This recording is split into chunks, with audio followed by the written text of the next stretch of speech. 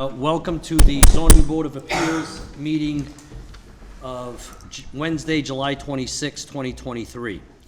At this time, I'm going to call upon everyone so we can stand and pledge allegiance to the flag. I pledge allegiance to the flag of the United States of America and to the republic for which it stands, one nation, under God, indivisible, with liberty and justice for all. I'd ask that you all remain standing for a moment of silence in honor of our soldiers, past and present. Thank you. At this time, I'm going to ask that if anyone has a cell phone, if you kindly either turn it off or mute it, including myself here. So the first announcement that we have is of our next regular scheduled meeting, which is scheduled for Wednesday, August 23rd, 2023. Is that our next meeting? Right? Yes. August 23rd, 2023 at 6 o'clock p.m. here at 400 Slocum Road, room 304. Before moving on to the public hearings portion of tonight's hearing, I'm going to ask that we take a short recess so we can reassemble the board, as we have one member who has previously recused himself and our other acting member who was not available on that evening. So I'm going to call upon Attorney Farrier and Attorney Human to come up, but we're going to just take a short recess for that.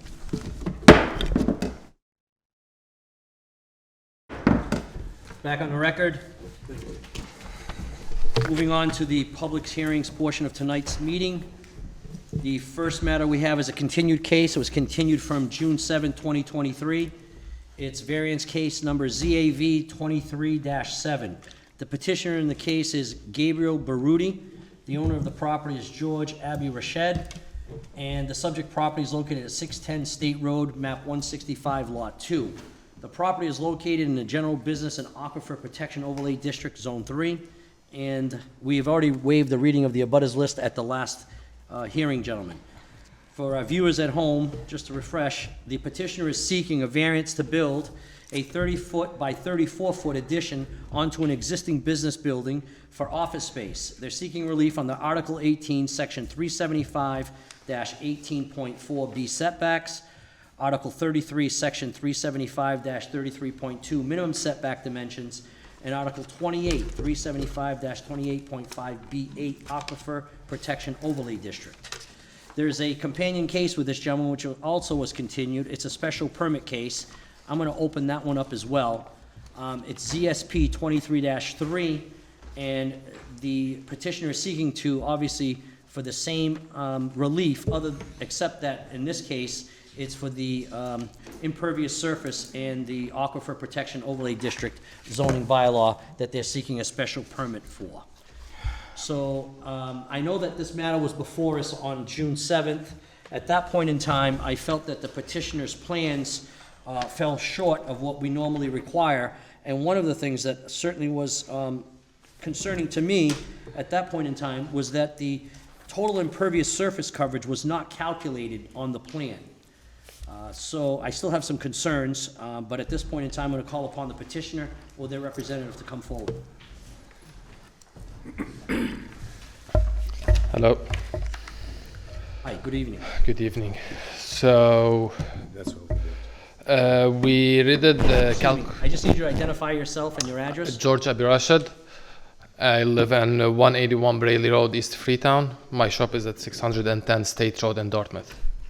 Excuse me, so you said your name is George Abbey Rashed. Abbey Rashed. Okay, so you're the named owner of the property? Yes. Is it owned by you or is it owned by an LLC? It's owned by an LLC, which is me and my wife. Okay, so it's a single owner LLC? It's me and my wife. You and your wife, so it's Yep. two owners. I know that one of my members the last time had raised the concern that your LLC had a purpose, a business purpose, that was inconsistent with what you were asking for or how you were conducting business. Do you know whether or not that's been amended? Well, would we figure out the... I may, sir. Sorry. With all due respect, I just for the record and for the viewers at home, and also to assist our secretary here in order to take the minutes, we need you to identify yourself and your address when you come It's forward to speak. Gabriel Baruti, 8 Vincent Street in Dartmouth. Okay. And with regard to the amendment to the LLC, has that been done?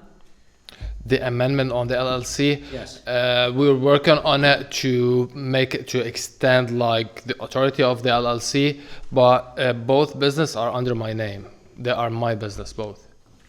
Well, according to what's been presented here and what's on the town records, it appears that, I believe it's an AT, let me look this up, and I'll let my brother attorney, he may have better familiarity with that. It's, the real estate Yeah. is owned by ARZ LLC. Yes. Okay, so that building where you're requesting to propose 30 by 34 addition, that piece of property is owned by your LLC, not by you and your wife, correct? Yes. Okay, and the problem I have is their LLC can't own real estate. An LLC can't own a real estate? Your LLC, when you set it up, Yeah. the specific reason for the setup, according to the Secretary of State's records, is real estate rental. ARZ LLC's sole purpose is real estate rental. I looked again tonight at the Secretary of State's records just to make sure you hadn't made a change, or I had misread it to see that maybe it also said, and any other lawful purpose. On your original filing, it does not. So your LLC's sole purpose is to rent real estate. So I don't know how it owns real estate, and then you want us to grant you a variance and a special permit on a piece of property that is owned by an LLC that sole purpose is to rent real estate. What do you do with that business, by the way? What is the property? What do you do? I do upholstery. So the building is for upholstery. What is the business called? It's called. What's it called? A3D. A3D upholstery. And the proposed addition, what's the purpose of that? It's just like to add the space for storage use, because like in my business at A3D, it's just bulky stuff, and this is what we do. We do just service over there. This is why I need I was looking to get more space. Okay. All right, so, I didn't want to cut you short, but obviously I interrupted you with some of the questions. I'm willing to listen to you based on what you've done since the last time you were here. So last time we talked about the percentage on the property, on the coverage. We did work out with the surveyor to give us a detailed number. And do you have a paper on it? Do you have you want a copy? You have it? Okay. So he did put the percentage that you required last time.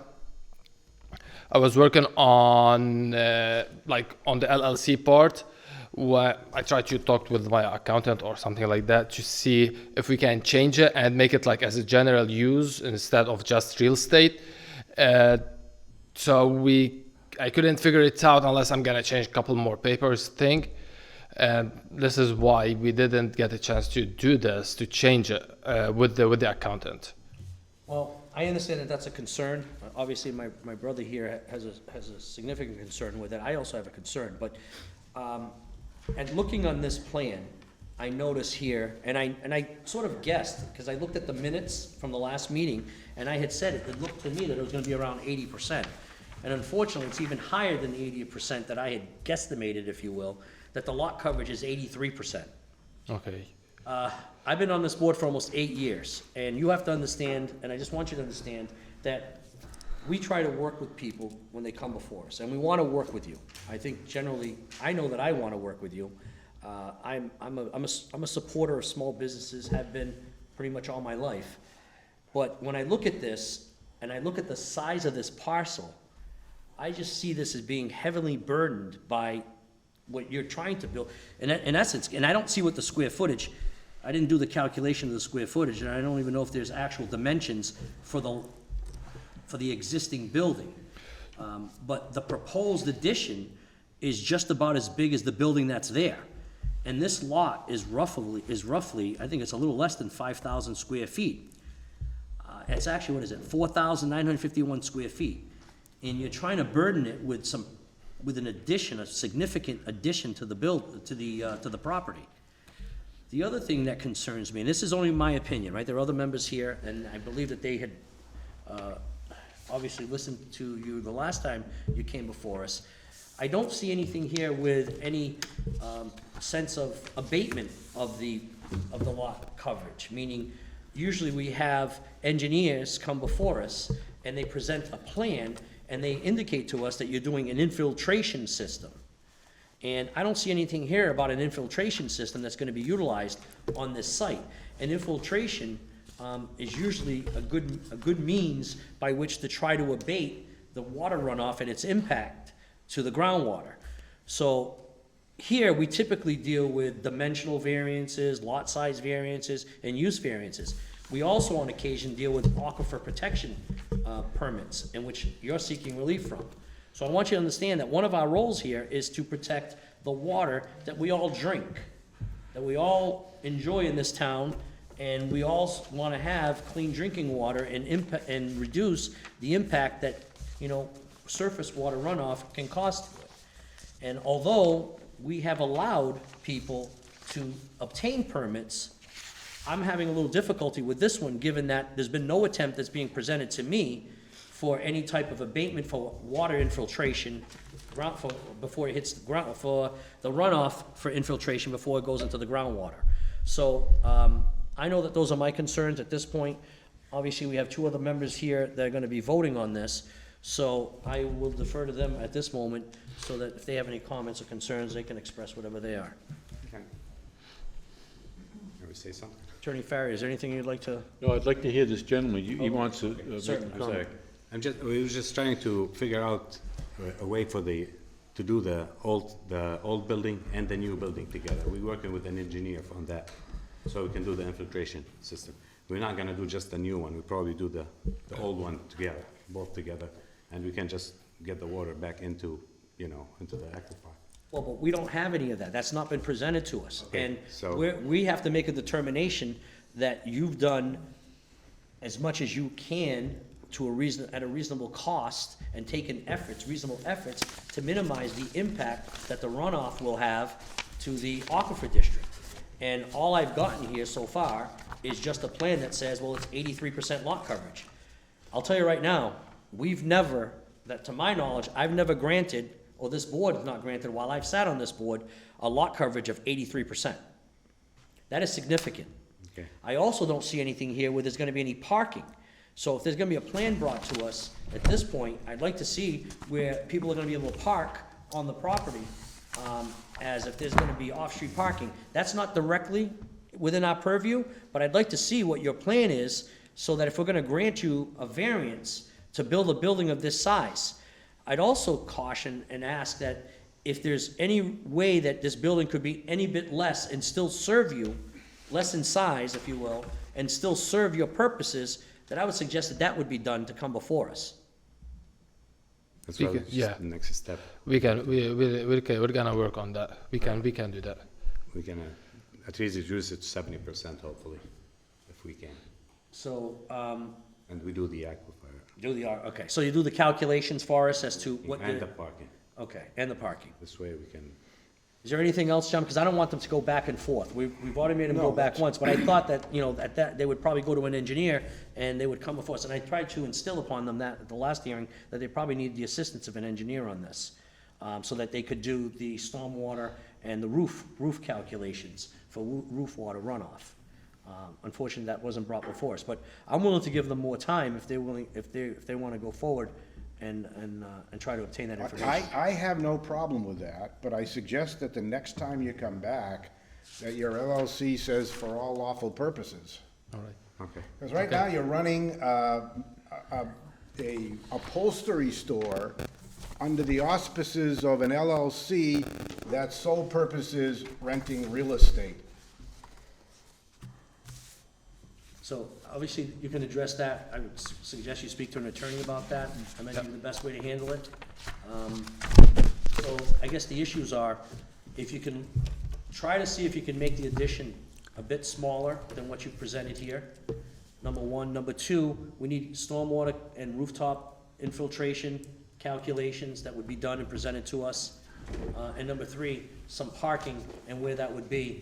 And I understand that this is not a retail space. I guess you use it for reupholstering. Yep. But we're always concerned that that's what the building is used for today. But tomorrow, someone will be coming before us, or next year, and saying, well, we'd like to convert this, and now we've got a property with very limited parking. I know that I'm not supposed to look down the road as far as what someone might or possibly could happen. I'm only looking at what you're asking for. And that's one of the reasons why we're still here having this discussion, because I understand what you're trying to do, and we want to work with you, All right, thank you. okay? Look, before you dash off, let me ask you the question that you pretty much presented. If I had a couch to be upholstered, would I come to your building and talk to you about it? That's rarely. We usually deal with like other stores. We do the pickup, we drop off, we bring the furniture to our shop, we reupholstering it and send it back. Other than that, we go to the customer house with some sample books and we chalk on spot. They rarely come unless they come just drop off and leave. Okay, thank you. So one of the other things I would like to see on the plan too would be the means of egress and access to this building. Is it gonna be predominantly, I would like to see, I guess, one from, if it's allowable, one from State Road and another one from Hillcrest Street, or maybe it's just Hillcrest Street because of maybe some DOT issues you may have with State Road and the curb cut. I don't know if there's any curb cuts there right now. There is not. There's none. So the access would probably be just Hillcrest Street. Hillcrest. Is that correct? Yes, and you can go from from the state road, but there is no pavement or walkway. So there's just a sidewalk in that area? Just asphalt. Yeah, you can go in. Okay, all right. So, do you understand the issues that we discussed? Yep. All right. I'm sure if you have any questions, you could speak with our secretary, Ms. Vieira, and she'd be willing to express to you again, because she's taking notes of the issues that we covered. Okay. All right. How much time do you think you're gonna need? And the other thing we're concerned with is, there's always a limitation period by which we have to render a decision on this. So we're gonna request that you sign an extension of that time period, okay? Okay. He did it. He did it the last time? We'll come back to Okay. the office, we'll Yep. talk about that. All right, so gentlemen, obviously on the condition that we receive a signed extension, whatever we grant here. So how much time do you think you're gonna need? Until next meeting, which is 27, you August mentioned? 20, I just read it. I think I know. August 23rd. Yep. But how many matters we have on that day? 4, We can't put it on for that day, September? September 6th. September 6th. Okay. That's fine. All right, gentlemen, so I'll entertain a motion. I make a motion that we continue, yeah, I gotta find it. Oh, it'll be here. Variance, ZAV-23-7 and special permit ZSP-23-3 to September 6th, 2023, subject to the signing of the extension. I'll second that motion, Mr. All in Chair. favor? Aye. Aye, the ayes have it. All right, so we'll see you on September 6th, okay? All right, thank you. Thank you.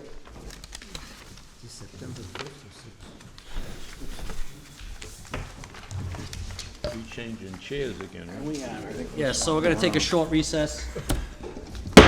Oh, stop hitting me like that, will you? Right. You like it.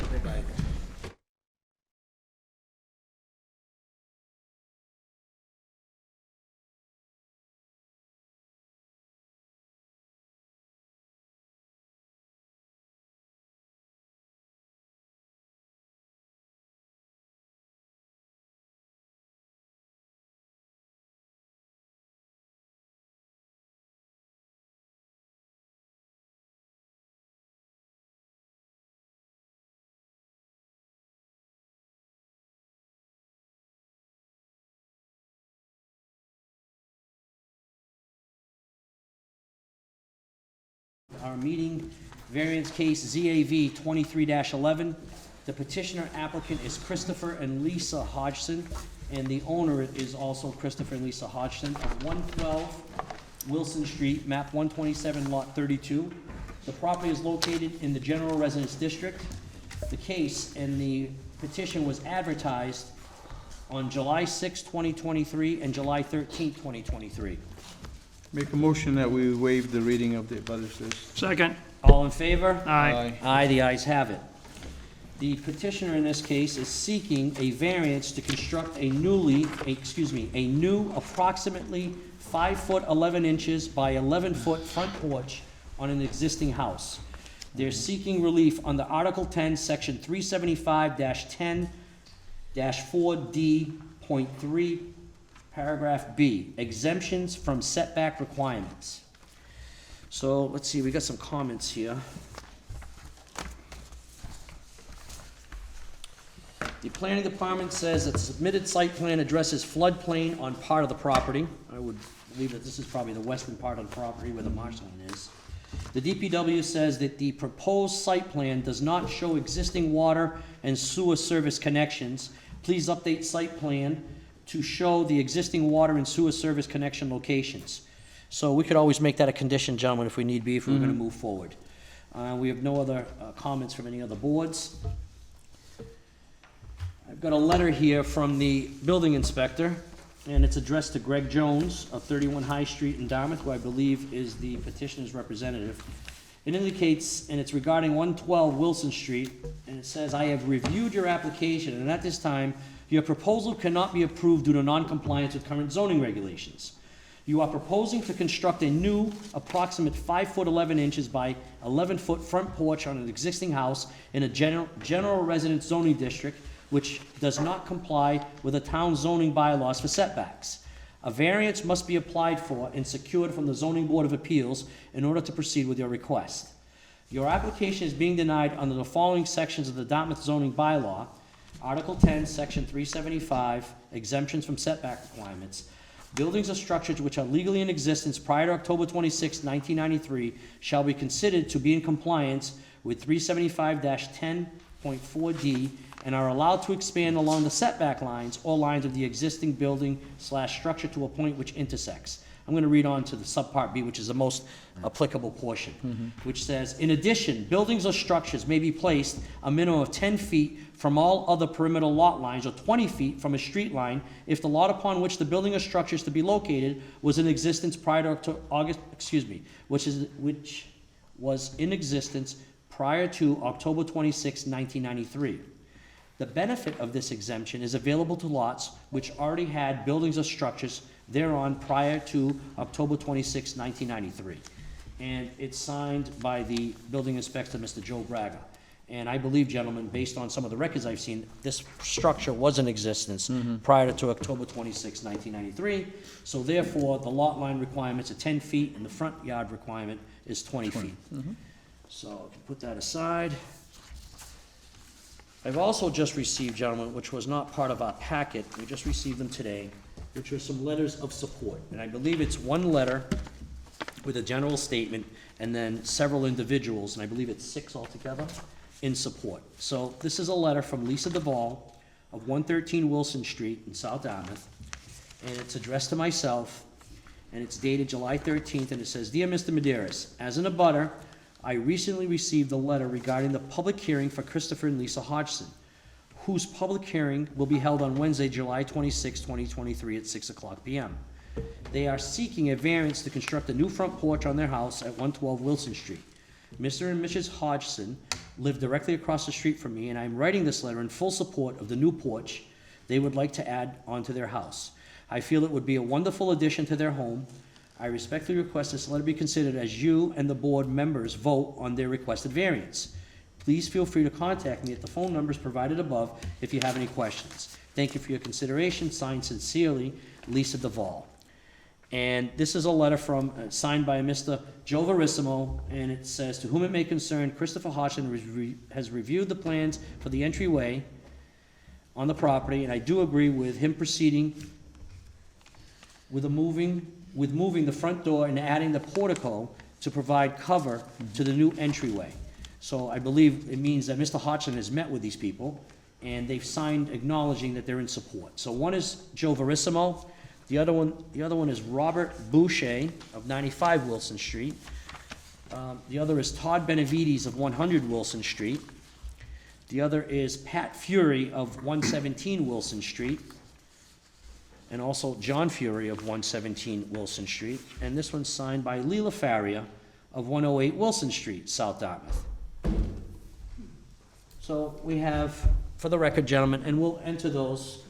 I'll entertain a motion to enter these into the record, gentlemen. Make a motion, we enter the previous described letters into the record. Second. All in favor? Aye. Aye, the ayes have it. So, is there anything else that I'm missing, Michelle? I believe so.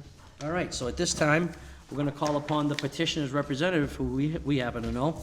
Mr. Jones, good evening, how are you? Good evening. Thank you very much, Mr. Chair, and thank you for having us tonight. I'm Greg Jones, architect for Lisa and Chris Hodgson, who are here tonight as well. I'm representing a small project on Wilson Street. So, as you described, we're looking for a variance to relocate the front door and a portico. The house was built in 1954, so in fact it does predate the zoning regulations for the setbacks. And one of the distinguishing things about this house in relation to the other houses in the neighborhood, it is one of the closest to the front property lines. All the other houses are set back 25, 30 feet. So this one's a little unusual. I suspect it was one of the earlier houses that was built in the neighborhood prior to the institution of front setback requirements. So we're sort of stuck between a rock and a hard place in that we have a front line, property line that obviously we can't move. We've got an existing house that we can't move. Lisa and Chris purchased the house, I want to say 2 years ago, a year and a half ago, 1 year ago. So they're fairly new to the house. And in living in the house, one of the major problems they found is the current front door is very tight and cramped. And in the short time they've been there, and Chris can describe the couple times they've had guests come, and at nighttime leaving the house, the steps are somewhat precarious because there's no room to maneuver as the door swings open over the landing. You have to step down to the lower landing and lose your balance or misstep, and there's a stone wall about 3 feet from the face of that step. I believe some of the pictures I submitted as part of the package illustrates that situation. So the solution that I think would work, and actually one of the sort of embarrassing things about this is 27 years ago, I designed that garage and the entrance for the previous owner. So I look back at it and try and remember why we did what we did, but I can't. But in any case, 27 years later, we're looking at sliding the entrance over. Now, if you look at the pictures and you look at the site plan, you'll notice there's a blue stone step that exists. We've taken the line of that existing blue stone step and just continued it along the face of the house. So we're not coming any further to the property line. The thing that's different is that blue stone step doesn't have a roof over it. What we're proposing, in addition to widening the landing, is putting 2 columns and a small roof over top. So when you approach the door, you've got a place to stand, a 4'11" landing. You can put your keys in the door, you can swing the storm door open and not step down over a step. So I think, we're making a bad situation better. We're eliminating a safety hazard. And I really don't think what we're proposing, is out of context with the neighborhood. A number of houses on the block have porches, roofs, columns. This is a fairly low impact addition, 2 columns, a roof, 1 story tall. Tried to make it blend in with the existing house. So I think, given the safety issues and the relatively small footprint, it really won't detract from the neighborhood. And I don't think it's a detriment to the public good, certainly, and it certainly doesn't, I don't think, nullify the intent of the zoning bylaws. You've read the letters of support from the abutters and neighbors, and as I mentioned, Mr. and Mrs. Hodgson are here. They're happy to answer any questions you might have. Chris can talk about the 2 folks that had trouble with the landing as it exists. So, I mean, that's it in a nutshell. The architectural drawings have been submitted. It's a fairly modest addition, as I say. So we're happy to answer questions and hear what you have to say about it. Mr. Jones, I don't have any questions at this time. I think it's pretty straightforward. We've had requests of this type in the past, not exactly like this, but similar. I think that aesthetically, it's very, very pleasing. I think it's in in harmony with, you know, the project, the home itself, and also other homes in the neighborhood. It's not something I have any concerns with at this point in time, but I defer to my members here if they have any questions. I have no questions, Mr. Chairman. It sounds like it's pretty straightforward to me. I don't have a problem. How about you, Mr. No, I Schubert? have no questions. I think Mr. Jones did a nice job tying the portico to the existing, and actually it improves the functionality of the dwelling too, so. I agree.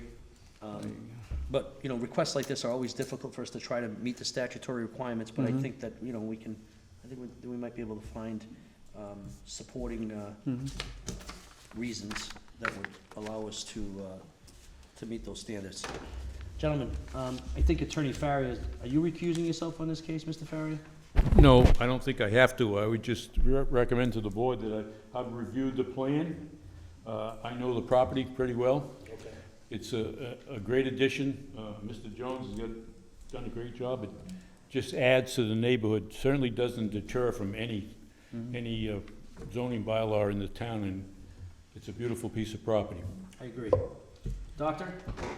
I agree, but what, Counsel? I have nothing to add. I think it's a good idea. All right, so, absolutely.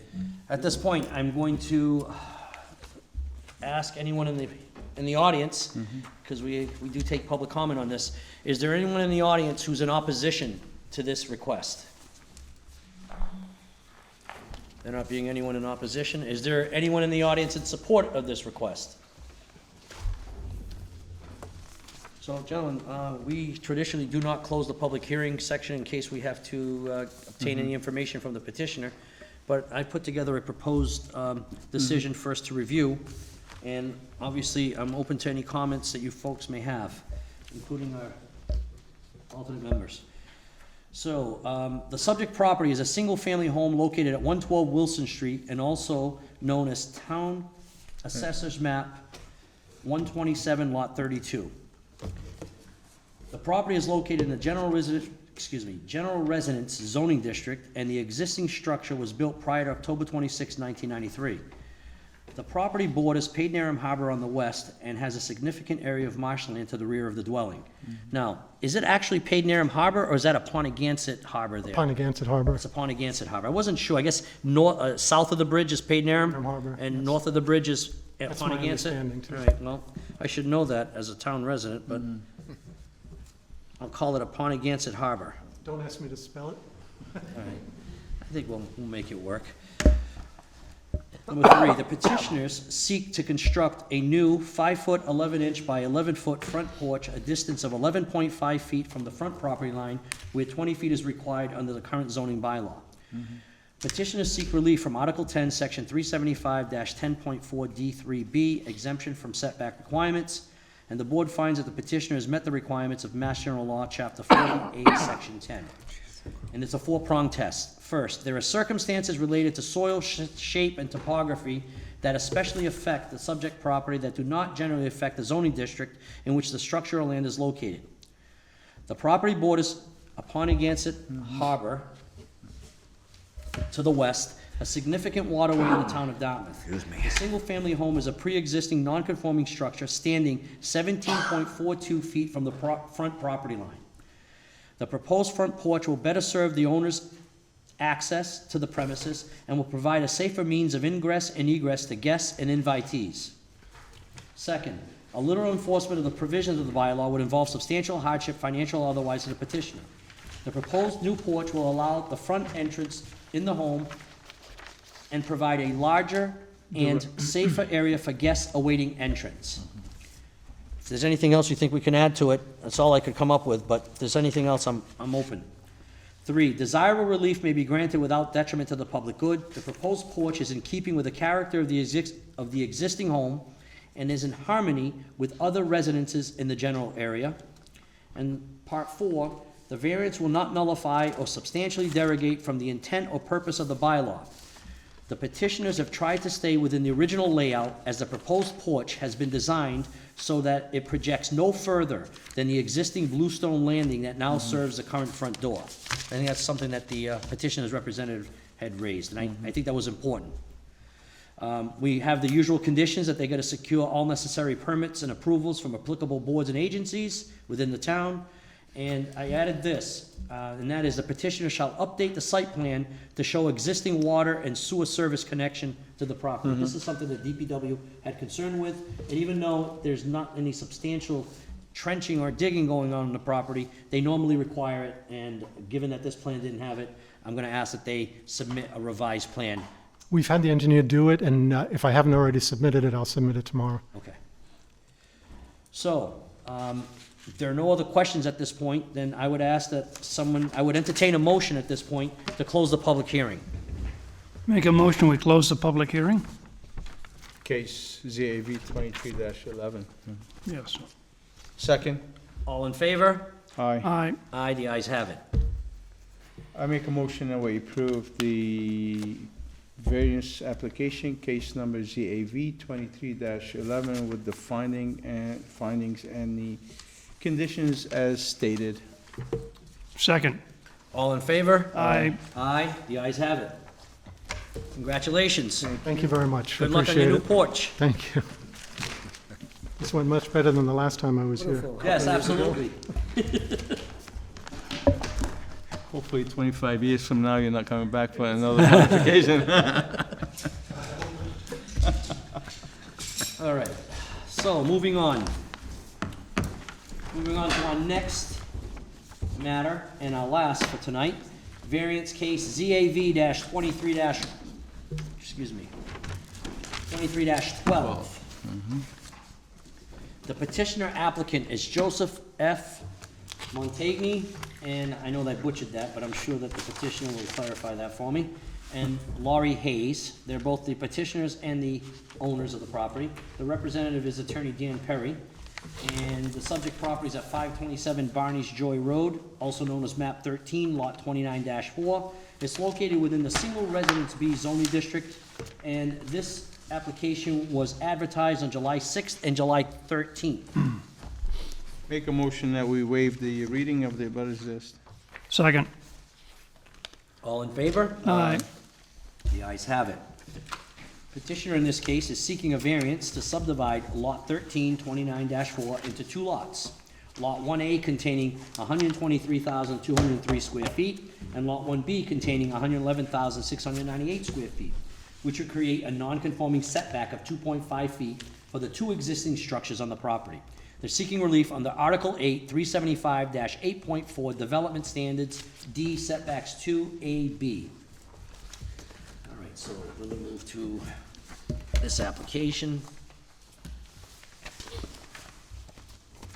We have some comments, but before I go to the comments, I usually like reading the letter. We have a letter from Mr. Joe Braga. It's addressed to Daniel Perry. I reviewed your application, and at this time, your proposal cannot be approved due to non-compliance with current zoning regulations. You are proposing to subdivide Lot 13, 29-4 into two lots, Lot 1A containing 123,203 square feet, and Lot 1B containing 111,698 square feet, which would create a non-conforming setback of 2.5 feet for the two existing structures on the property. This does not comply with the town zoning bylaws for building setbacks. A variance must be applied for and secured from the zoning board of appeals in order to proceed with your request.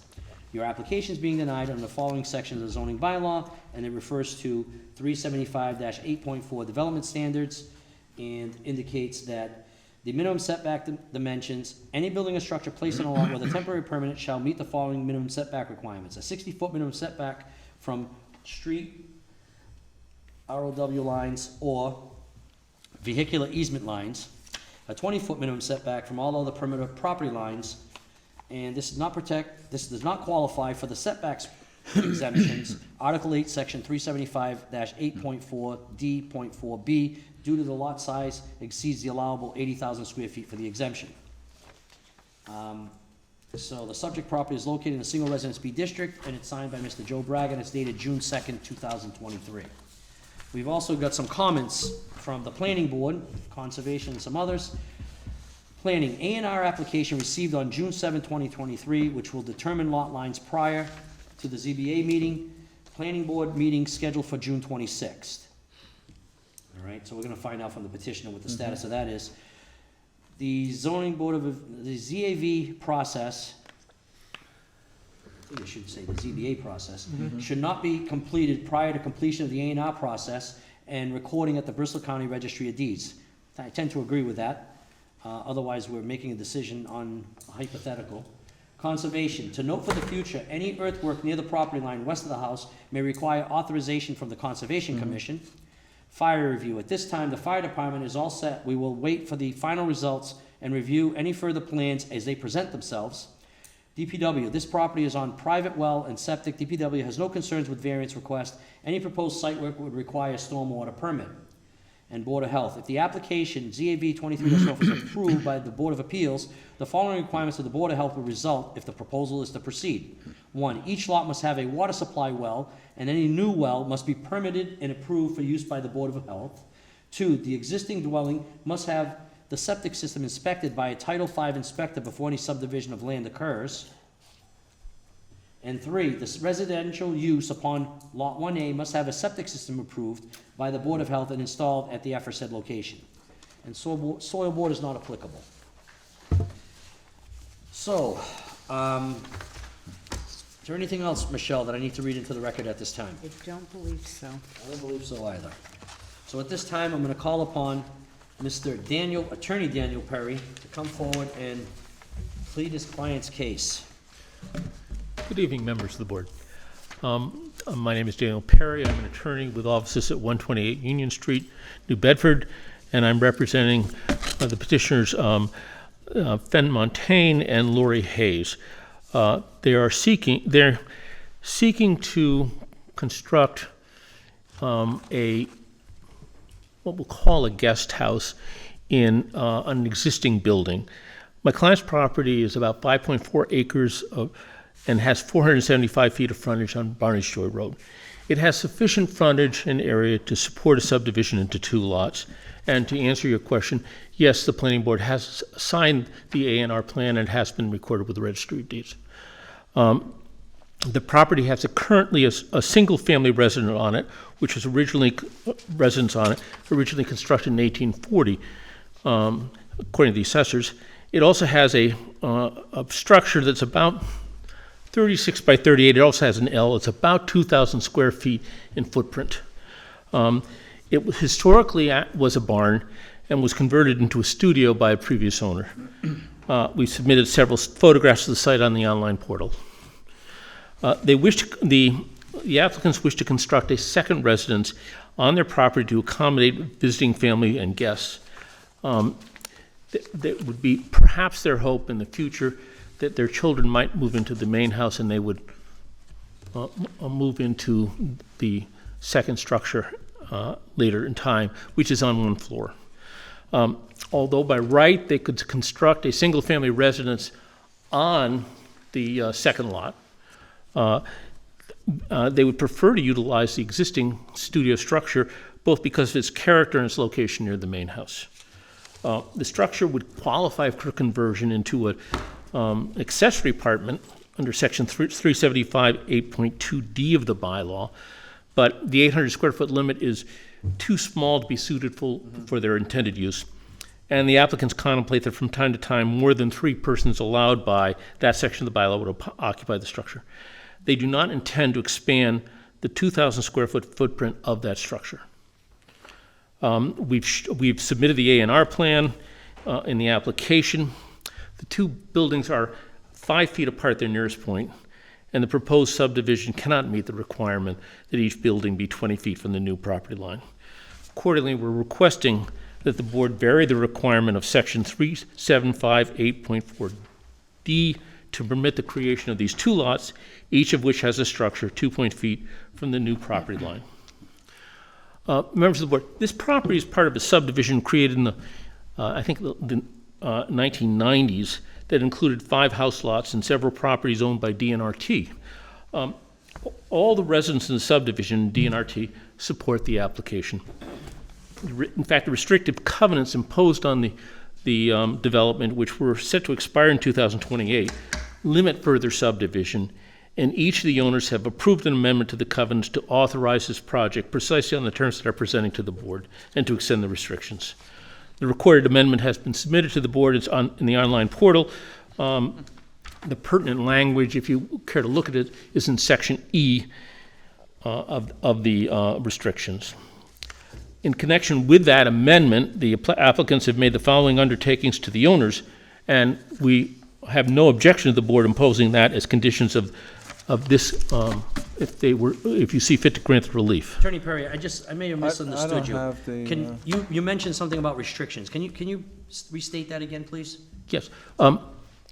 The original subdivision had 5 lots and several agricultural lots. But that was just a proposed subdivision, is that correct? Now, this is the first subdivision, when this development was created, about 1990. And there are restrictions on the property now. One of the restrictions prevents further subdivision of this particular lot. It was going to expire in 2028, but we went to all the other owners and said, this is what we want to do, namely subdivide it and build within the existing structures. Each of the owners approved an amendment to the subdivision restrictions. It's in I've submitted on the online portal.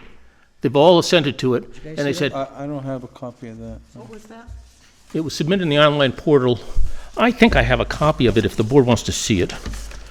It was submitted on the online portal, I think, late last week. In essence, this was a self-imposed restriction by a group of property owners, private property owners, correct? Correct. All right. You can understand our concern when we hear restrictions. Attorney Perry, right? I have it right here. Right. I don't have it as part of my packet, but feel free to come forward. This is a document signed this year by all the landowners in the subdivision. And section E, which refers to the subdivision of lots, creates a new exception that permits this. Subdivision of this lot.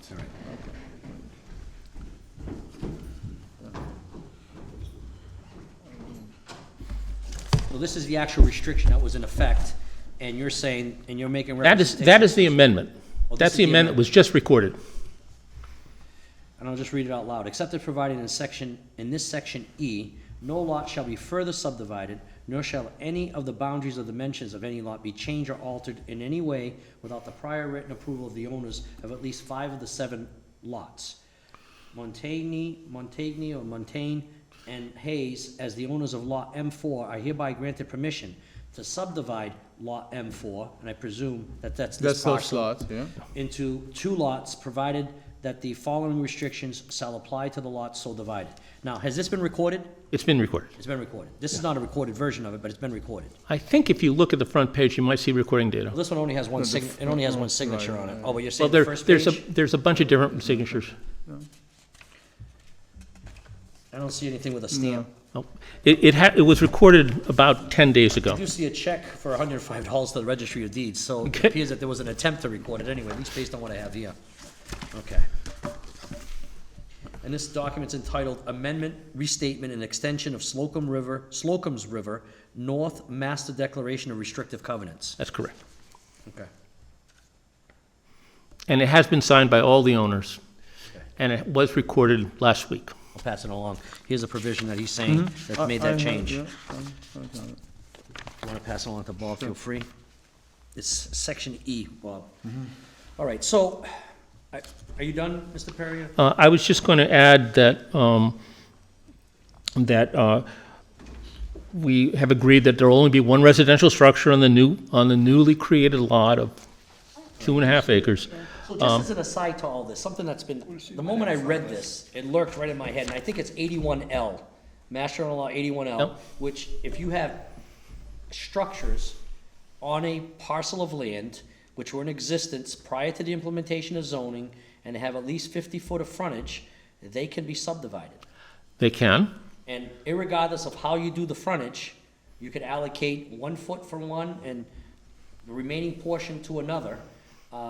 They are subdividable via an A&R plan. That's correct. Is that what you did with this No, we actually have 200 feet of frontage on each lot. on each lot? Yeah. All right, but you So- could have done this under an A&R, We could have, but under 81L. there's a funny case, Mr. Chairman, about 7 years ago. in which they said, even if the planning board signs the plan, you don't get any zoning protection from I it. don't like that case. I don't either, Right. but. I know that case. That's what we have. Anyway, we've designed a separate septic system for the barn. The plans are being submitted to the Board of Health. We're having discussion about whether we need a second water supply because we do intend the property always be in one ownership, and that's one of the stipulations we've agreed to. So we've suggested to the Board of Health that we don't need another well because it's all going to be on one piece of property that's in one ownership. That discussion hasn't been completed. The hardship in this case arises out of the location of these existing structures. It predates any zoning. They can't meet the town setback. Granting the relief is obviously going to be beneficial to the neighborhood, supported by all the nearby residents. It will ensure that the remainder of the property, which otherwise could be the site of a substantial residence, will remain in its present condition. It'll preserve views, it'll preserve existing open space, and it'll permit constructive reuse of an existing structure of architectural significance. We think it's a good deal for the neighborhood, rather than building a separate house, and we hope you'll grant the variance. Happy to answer any questions. Okay, so you clarified some of what sort of been going through my mind about 81L. So I just want to make it clear to some of my board members. There's a statute that exists that says that if there's two structures on a lot, you can divide that lot. If they were in existence prior to the implementation of zoning, you can do that as a matter of right. However, certain jurisdictions take a certain interpretation. I know that a sister jurisdiction to us takes an interpretation that if the buildings are both inhabited at that point in time, then they continue to be usable, and you can basically parcel them off and sell them, and there's no zoning relief required. However, there is this case linger out there, the name of it, slips me for the moment, and I don't like that case, but it's still good law. It hasn't been challenged as of yet, but it says that although you can divide the lot, it doesn't mean that you comply with zoning. But I don't know exactly what that means because it's already a pre-existing non-conforming structure. Right. Part of me believes, and this is only my personal opinion, I'm gonna share with you, part of me believes that they don't even have to come before us and seek this relief. That they could get the plan, have it approved, which they did, and record it. The building's already in existence. I think their problem would be, is if our building inspector took the interpretation of that case, that if they wanted to occupy the building that's not currently occupied, now they have a problem. Is that your understanding, Mr. Braga? Plus when the subdivision, I understand, now this document was never presented. Okay. I wish I had that document to begin with, this would probably change it, but again, you're taking a lot and, I know that planning, I believe Attorney Perry is why they ended up with me is because planning sent them to me. But when you subdivide the lot, and I understand that, but aren't you creating nonconformities by the setback because of the 5 foot to the structures? You may, but I think the statute trumps that in and of itself by the fact that it indicates you can carve out the lot with whatever frontage that you want, and you're not gonna be in conformity with a frontage requirement. Right, you don't have the frontage, but. So how many times we see in the city of New Bedford where there's a house out in front and there's another one in back? Right. And what they do is they just create a lot line, and you may only have 40 foot of frontage or 50 feet of frontage, and they leave one lot with 5 feet and another one with 45 feet, and you have two viable lots that are sold off as two separate parcels. And they do that on the 81L. Mr. Medeiros, I hope your view of the statute gets vindicated. I thought that case was totally wrong, but it's the reason I'm here. Well, but it's still good law, and we have to follow the law. Right. So that's why he's here, and I get it. But the frontage is one issue, but how do you interpret the fact that these are side setbacks and not frontage issues? Well, the thing is, if you can cut out the frontage, which I would think would have some priority over side yard setbacks, or maybe you hold them to the same level, but if you're granted one, you should be granted the other. But there are people that are taking the interpretation, I get it. Look, there's a case that says that if you carve out those lots, it doesn't mean that you're compliant with zoning, That's correct. all right? That's what it says. And I think I'd like to think at some point, somebody would bring that before the SJC so we can have a final ruling on that. But anyway. I agree. Having said all that, gentlemen, if there's any questions of Attorney Perry, any of our members have any questions? No, thank you. All right, so we all understand all they're trying to do here. We're not creating any non-conforming lots, and I know that people, the viewers at home, we've got, quite frankly, they could create non-conforming lots under 81L. They could do so in this context, because they have two structures in existence prior to. This is a different type of situation. This is unique. It is unique, I agree. All right. So, at this time, I'm gonna call upon anyone in the audience who would like to speak either in favor or in opposition. There not being anyone in the audience coming forth for either in favor or in opposition, we can move forward? Yes. Before we move forward, I just. You have a question? Attorney Oh, I'm Perry, sorry. yeah. No, Oh. I just thought of it, actually, Okay, before we Attorney- close the public okay. hearing. We're not gonna So- close it until, oh yeah, I Right. guess we're about, well, no, because we gotta read a Right, decision. but I mean, before the decision, just a quick question, Attorney Perry. So if I understand correctly, you're remodeling the existing structure that's on that's got the guest house or the studio or whatever we Right. call it. Remodeling that, and there'll be no new structures on that lot besides No new that. structures in, Is that a condition that we wanted to also put on, or you think, What's the condition again? Oh, that, there'll be another, no well, they already new have a private structures? restriction, but we can do that, absolutely. We could write in there that there is no. we they're not to be- certainly, I have that language in the existing restrictions, and we have no objection to you repeating Okay. it in its Repeating it variance. as a condition. I think just to, yeah, Fine. in case the other 7 members agreed that we can build another house on that lot. Right? Yes. Okay. So we can do that. Yeah. All right. Gentlemen? All right, so, moving forward. The subject property is located at 527 Barney's Joy Road, and it's identified as map 13, lot 29-4 on the assessor's map. 2, the property is located in the single residence B district and measures approximately 234,900 square feet, 5.39 acres. How do you pronounce the client's last name? Montaigne, okay. But, Joseph Montaigne has obtained, and I think, is it the owner, I did check the record, so I'm not sure, just check me on that, because I think the petitioner, and it says petitioner and owner also Laurie Hayes, so, no, I understand, but when I looked up the assessors maps, Laurie I Hayes. think it says, you know. So the Oh, okay. Joseph Montaigne and And Laurie Laurie Hayes have Hayes, owned the yeah. property since August 2018. Currently, there are 2 structures on the property approximately 5 feet apart, a residential dwelling constructed in 1840 and a 24 by 38 structure, which was historically a barn and was converted into a studio by one of the previous owners. The petitioner is seeking a variance to subdivide the lot into 2 lots. Lot 1A would contain 123,203 square feet, and Lot 1B would contain 111,698 square feet, which would create a non-conforming setback of 2.5 feet for the 2 existing structures per Article 8, Section 375-8.4 Development Standards, D setbacks 2AB of the Dartmouth zoning bylaws. 6, the minimum side setback requirements in the single residence B district is 20 feet. The 2 newly created lots would meet both the frontage and area requirements in the single residence B district. Oops, no, take this out, that's from another project, actually, the fence. Okay, Okay, this is it, so, the, cross it out, just there it please. is.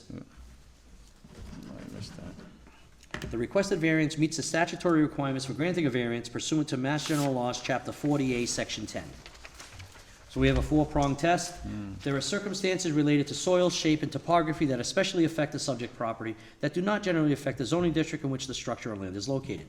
Due to the close proximity of the existing 2 structures being 5 feet apart from each other, dictates that the lot line goes in between the 2 structures in order to subdivide the lot as shown on the submitted subdivision plan. 2, a literal enforcement of the provisions of the bylaw would involve substantial hardship, financial or otherwise, to the petitioner. Meeting the 20-foot side setback would require either moving one of the structures or cutting off approximately 20 linear feet of living space from each structure, which would involve substantial hardship to the petitioner. Desirable relief may be granted without detriment to the public good. Granting the side setback relief for the 2 existing structures would not create any detriment to the public good. And number 4, variance will not nullify or substantially derogate from the intent or purpose of the bylaw. Granting the side setback relief for the 2 existing structures will not nullify or derogate from the intent or purpose of the bylaw. And we would add our usual conditions, all board approvals and whatever else. obviously including that you're gonna need approval from the Board of Health before the occupancy of the other dwelling, and whether or not you can persuade them to believe that, you know, one well is sufficient. And the other condition would be, and we could look specifically and use the same language that's in the private covenant, that there's not to be any further dwellings to be constructed on the premises. They can build more barns, but not dwellings. Anything else, gentlemen? No, I think that covers it. We have any questions of the petitioner, gentlemen? I have none. I have none. None, thank you. Mr. Perry, can you direct us to the paragraph that says no additional houses?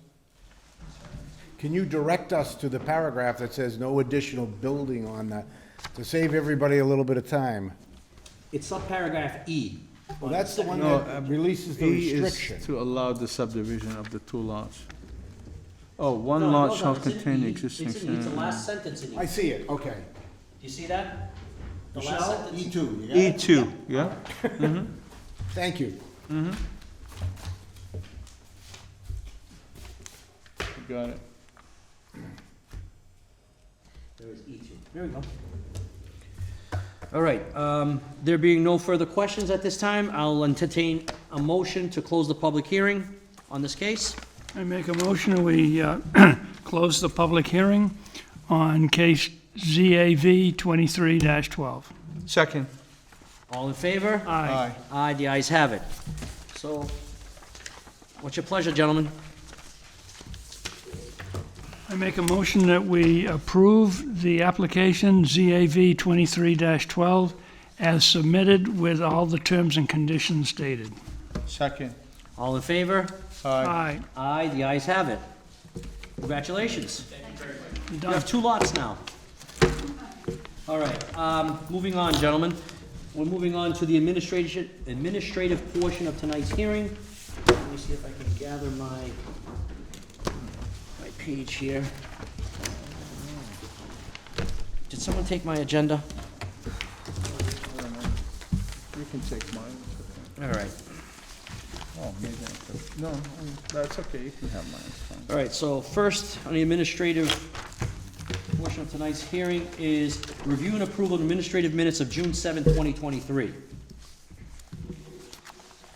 I have no questions, I gentlemen. have no comments, Mr. Chair. No question. No comments, no I comments. have no comment. All right, I'll entertain a motion. Make a motion that we approve the administrative meetings of June 7, 2023. Second. All in favor? Aye. Aye, the ayes have it. Next is review and approval of minutes of June 7, 2023, variance ZAV 23-7 and special permit ZSP 23-3 for 610 State Road. I have no comments. I have no, nothing, Mr. Chairman. Neither do I. Make a motion that we approve the minutes of June 7, 2023 for variance case ZAV 23-7. And, Second. Are you doing both? well, they And did both 8, together. 7, and JAV 23-8. Oh, no? No, that's excuse not. me. They're collateral, let's just do 23-7. Could you restate that? Yeah. Because it's 2. They have both the special permit and the variance. And they're collateral cases. Right, but what's, Did I? there should be two separate numbers. Yeah, they are. And I was hoping, and Okay. special permit ZSP 23-3. Yeah, I didn't have, Yeah, I I'm gave sorry. you my. Yeah, you did. What I did them separate, but yeah, I should have put the. All right, let's do, So make a motion to approve the minutes of June 7, 2023 for variance case ZAV 23-7 and special permit ZSP 23-3 for 610 State Road. Second. all in favor? Aye. Aye. Aye, the ayes have it. Next is review and approval of minutes of June 7th, 2023, variance case ZAV 23-8, 3 Alder Court. I have no comments. No comments from me. Gentlemen, No comment. Nothing to add. Make a motion we approve the minutes of June 7, 2023, variance ZAV 23-8 for 3 Alder Court. Second. All in favor? Aye. Aye, the ayes have it. All right, I guess we'll just postpone the election of officers as well to the next hearing date. Okay? And the review of the revised application instructions, I have not had an opportunity to review these, so I asked that we table that and put it on for the next hearing. Absolutely. Okay? Yep. All right, gentlemen, is there any other business that we need to discuss? Any business? No? All right, I'll entertain a motion to adjourn. Make a motion, we adjourn? Second. All in favor? Aye. Aye, the ayes have it.